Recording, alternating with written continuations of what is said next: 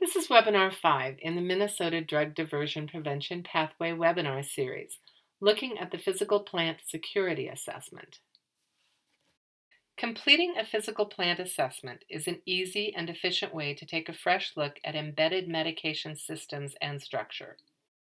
The assessment entails one or more leaders and staff physically walking through the facility to identify areas of vulnerability with medication security.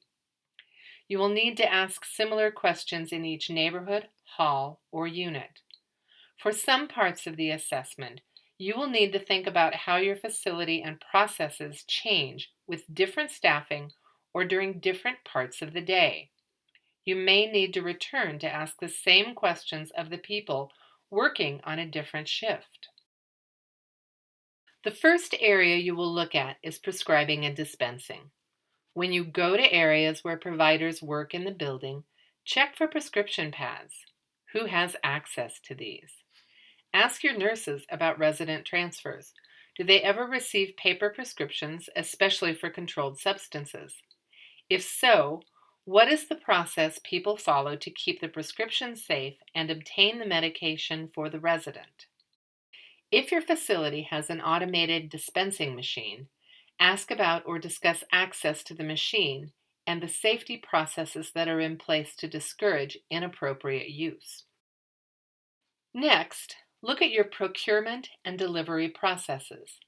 Are medications delivered via a pharmacist, a shipping service, a courier? Where do they arrive, and what is the path they normally take from arriving at your facility to being checked in? And then think about how this works after hours. Go to the medication room or storage area. Who has access? Is it used for other things? How often is the passcode changed? What is the process when an employee leaves?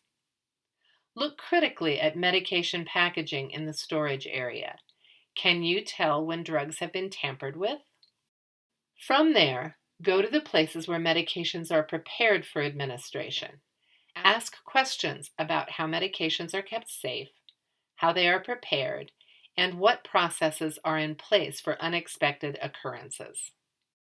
While you are there, look at your process and requirements for controlled substance documentation. What is manual and what is electronic? Do these make sense? Go to the places in your facility where medications are stored for destruction, or where they are destroyed if you have a controlled substance waste management system. Assess your process when medications are discontinued and for storing and destroying waste. Finally, look at the place that is designated for investigation information. What is your facility's process for this? If you are an employee who wanted to tamper with investigation information, how difficult would it be to gain access to this area? As you finish up your assessment, discuss anything you have identified that could be nice to have in the future to make staff process easier or residents safer. What would it take to implement this in your facility? Take a few minutes to summarize what you have learned. What are your facility's opportunities? Is there anything easy you could do today or this week to make your facility safer? What are the top 3 priorities to improve controlled substance safety? From there, you can make a plan to address your findings. The Drug Diversion Prevention Pathway and the accompanying toolkit are hosted at www.apiaryconsulting.com under the Project Links tab. The Drug Diversion Prevention Pathway Toolkit has a physical plant security assessment checklist to guide your assessment and to give you a place to take notes. It also includes other education and quality improvement resources to decrease drug diversion risk at your facility.